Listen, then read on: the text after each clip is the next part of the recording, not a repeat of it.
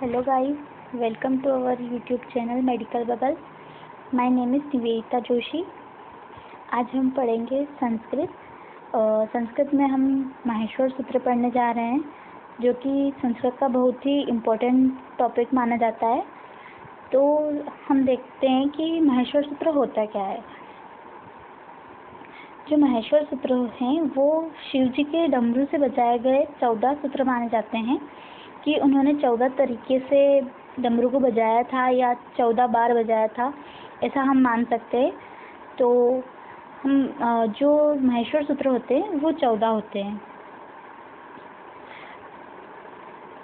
नृत्य वसाने नटराज जो ननांद ढक्का नवा पंचवारम उर्ध्व काम सनकादि सिद्धा नेतद विमर्शे शिव सूत्र जालम। अब बताया गया है कि जो 14 सूत्र होते हैं वो इस प्रकार है: अ ई ऊण री ल क ए ओण ए ओच ह यवरट लं ञमगण्णम झबणम घटधश जबगडदश खफ छट चटतव कपय शसर और हल। ये 14 सूत्र माने जाते हैं। और जो माहेश्वर सूत्र है इन्हीं से प्रत्याहार बनाए जाते हैं और 41 तरह के प्रत्याहार बनाए जाते हैं। तो प्रत्याहार में क्या होता है कि जो प्रत्याहार होते हैं वो आदि से लेकर अंत तक के जो मध्य के जो वर्ण होते हैं, अक्षर होते हैं, उनको प्रत्याहार बोलते हैं। तो कुछ प्रत्याहार इस तरह है: अज, हल, ईक, अक, जल। ये जो प्रत्याहार है वो इम्पोर्टेंट मैक्सिमम टाइम एग्ज़ाम में आए गए हैं। तो कुछ इस तरह है। जो हल प्रत्याहार होता है वो ह से लगाकर तो ल तक का माना जाता है। जो 14th वाला जो माहेश्वर सूत्र है हल, उसमें इंक्लूड होता है। तो हल में क्या होगा कि जब प्रत्याहार बनाते हैं तो जो आखिरी का जो शब्द होता है उसको प्रत्याहार में इंक्लूड नहीं करते हैं। तो ह य व र ल न म ड न ण झ भ घ ढ ध ज ब ग ड द ख फ छ ठ त च ट त क प श स तथा स, ये सारे जो शब्द है, जो अक्षर है, ये हल प्रत्याहार में आए गए हैं। फिर इसी तरह हम देखेंगे ईक प्रत्याहार। ईक प्रत्याहार में क्या होगा कि जो प्रथम सूत्र के द्वितीय वर्ण ई से लेकर द्वितीय सूत्र के अंतिम वर्ण क तक का के जो अक्षर है वो आते हैं। तो इसमें क्या आएगा? ई, ओ, री तथा ल। अब मैंने जैसे पहले बताया कि जो प्रत्याहार होता है उसका जो आखिरी शब्द अक्षर होता है वो प्रत्याहार में इंक्लूड नहीं किया जाता है। फिर जैसे अक प्रत्याहार है, इसमें भी अपन देखेंगे कि अक प्रत्याहार में क्या होगा कि अ से लगाकर जो भी अक्षर है वो सब आएंगे, लेकिन क नहीं आएगा। तो इसमें क्या आएगा? अ, ई, उ, री तथा र। फिर झल प्रत्याहार। झल प्रत्याहार में भी इसी तरह ही बनेगा कि जो झ से लगाकर ल तक के सारे जो अक्षर है वो आएंगे, लेकिन ल का लास्ट अक्षर नहीं आएगा। फिर यण प्रत्याहार। अब यण प्रत्याहार में क्या है? य, व, र तथा ल आता है। अब हम बताएंगे कि जो वर्ण होता है, अब हम स्टार्टिंग करते हैं कि संस्कृत की जो बेसिक चीज़ें, वर्ण यानी कि होता है अक्षर। तो वर्ण क्या होता है? 2 प्रकार के होते हैं, स्वर और व्यंजन। स्वर जो होते हैं वो 3 प्रकार के होते हैं: ह्रस्व स्वर, दीर्घ स्वर, लुप्त स्वर। स्वर उसे बोलते हैं जिसको बोलने में दूसरे किसी वर्ण की सहायता या हेल्प नहीं होती है, नहीं लगती है, उसे स्वर कहते हैं। ह्रस्व स्वर क्या होता है? ह्रस्व स्वर वो होते हैं जिसको बोलने में कम टाइम लगता है, कम समय लगता है, जो कि बेसिक है, मूल पार्ट है, वो ह्रस्व स्वर आते हैं।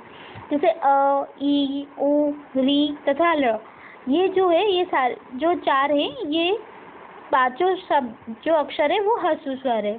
फिर दीर्घ स्वर में हमें बहुत टाइम लगता है कंपैरिजन ह्रस्व स्वर के। तो आ, ई, उ, री, ए, ऐ, ओ, ये सारे क्या है? दीर्घ स्वर में आते हैं। फिर लुप्त स्वर वो होते हैं जिन्हें बोलने में इन दोनों से ज़्यादा टाइम लगता है तथा वो किसी शब्द के मिलकर बनते हैं, उन्हें लुप्त स्वर कहते हैं। फिर अनुनासिक शब्द वो होते हैं अक्षर जिसके स्वर के उच्चारण में मुख तथा नासिका यानी कि जो नाक से बोलने पे आवाज आती है वो होते हैं। जैसे ए, एम, ए जो है वो अनुनासिक में आ जाते हैं। अब हम जब बात कर रहे हैं व्यंजन की, व्यंजन वह होता है जो स्वरों की मदद से मिलकर बनता है। जैसे क, ख, अब क अपन बोल रहे हैं तो क में क्या होता है अ क्या है, स्वर है, तो अ की हेल्प से क बन रहा है, इसलिए ये सारे क्या है, व्यंजन बताते हैं, व्यंजन शब्द है।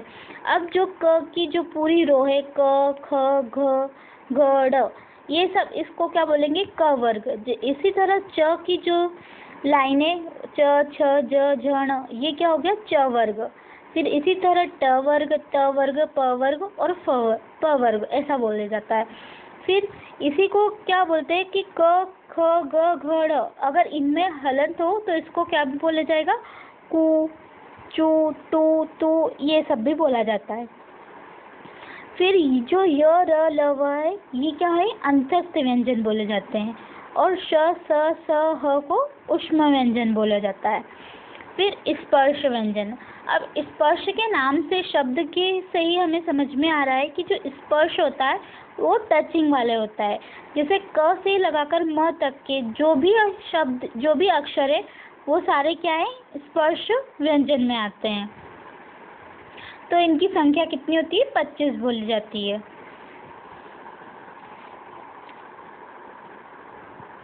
फिर अंतस्थ व्यंजन। अंतस्थ व्यंजन उन्हें बोलते हैं जिस बोलने में अर्ध स्वर, आधा स्वर आता है, उससे क्या बोलेंगे, अंतस्थ व्यंजन बोलेंगे। जैसे य, र, ल, व, ये सारे क्या है, अंतस्थ व्यंजन होते हैं। फिर ऊष्म यानी कि जिन्हें बोलने पर मुख से गर्म सा लगता, गर्म आभास होता है, वो क्या होता है, ऊष्म व्यंजन बोलते हैं। जैसे स, स, ह वर्णों को क्या कहेंगे, ऊष्म व्यंजन कहेंगे। फिर अनुस्वार क्या होता है कि इसका उच्चारण नासिका मात्र से होता है, यह सर्वथा स्वर के बाद ही आता है। ये सब जो है वो नाक से उत्पन्न होता है जो इनका स्वर, और वो सारे स्वर के बाद आते हैं। जैसे फिर हम देखेंगे कि अहम, तो अहम म बोलने पर क्या हो रहा है कि एक नाक से उच्चारण हो रहा है। फिर विसर्ग, जो शब्द के बाद में जो दो डॉट या बिंदु लगते हैं उन्हें विसर्ग कहते हैं। और वो किस चीज का उच्चारण होगा, वो ह का, वो ह बोला जाएगा वो विसर्ग को। जैसे राम, देव, गुरु, ऐसा। फिर संयुक्त व्यंजन। संयुक्त मतलब क्या होता है कि संयोग से, किसी की हेल्प से, तो दो व्यंजनों के संयोग से बने वर्ण को क्या कहेंगे, संयुक्त व्यंजन कहेंगे। जैसे श, तो श क्या है, क और श से मिलकर बन रहा है तो क्या बोलेंगे, श। फिर त्र मतलब त और र से मिलकर बन रहा है। फिर ज्ञ, तो क्या, ज और ण्य से मिलकर बन रहा है, तो इसलिए ये क्या है, संयुक्त व्यंजन कहे जाएंगे। फिर इसी तरह हम देखेंगे कि कौन सा जो अक्षर है वो कहाँ से निकला जा रहा है। जैसे कंठ से, कंठ यानी कि होता है हमारा नेक रीजन, जो गला बोलते हैं, अगर अंदर से आ रहा है कोई अक्षर तो वो कंठ से बोला जाएगा। जैसे आ, ये जो है कंठ से बोले जा रहे हैं। फिर तालु वाले पार्ट से जो होता है तो वो क्या बोलेंगे, ई। फिर मूर्धा, री। फिर दंत यानी कि टीथ से क्या है, ल। ओष्ठ यानी कि जो अपने लिप्स वगैरह हैं उनसे मिलकर जो अक्षर आ रहे हैं वो ऊ। फिर नासिका से अनुनासिक स्वर आएंगे। फिर कंठ और तालु दोनों से मिलकर क्या आएंगे, ए और आई। फिर कंठ और ओष्ठ यानी कि कंठ से और ओष्ठ से जो मिलकर आएंगे वो ओ औ होगा। फिर दंत और ओष्ठ से जो वह मिलकर बनेंगे वो व होगा। फिर हमने देखा कि ये सारे जो भी अक्षर हैं ये कहाँ से क्या प्रयुक्त हो रहे हैं।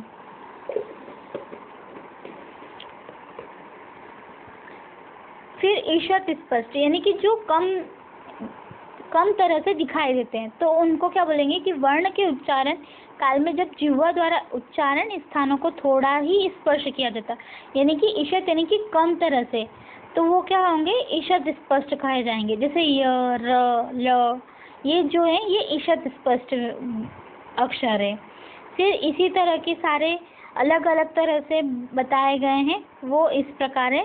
फिर खर प्रत्याहार के वर्ण में प्रत्येक वर्ग के प्रथम द्वितीय वर्ण श, स, स होते हैं, तो खर प्रत्याहार होते हैं। फिर नाद घोष से हर्ष प्रत्याहार मिलता है। फिर अल्प प्राण से वर्गों के प्रथम तथा तृतीय पंचम वर्ण के अंतस्थ संज्ञक वर्ण जो है वो अल्प प्राण वाले में आएंगे, महाप्राण यानी कि ज़्यादा वाले। फिर इसी तरह से ये जो सेशन है वो यहीं पर खत्म होता है कि हमारा मेन मोटो था महेश्वर सूत्र।